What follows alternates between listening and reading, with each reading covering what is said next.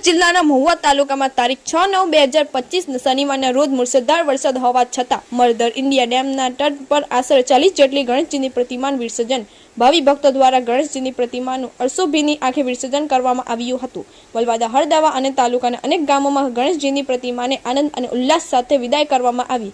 ભાવિ ભક્તોએ ડીજે અને બેન્ડના તાલ સાથે નાચગાન કરી આનંદ ઉલ્લાસ સાથે ગણેશજીની વિસર્જન યાત્રા કાઢવામાં આવી હતી।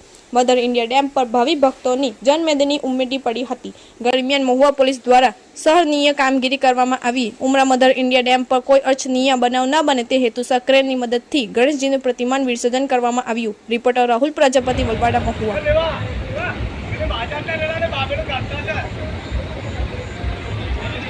ચાલો બોલો ગણપતિ બાપ્પા, હાથ ઊંચો કરો ને યાર।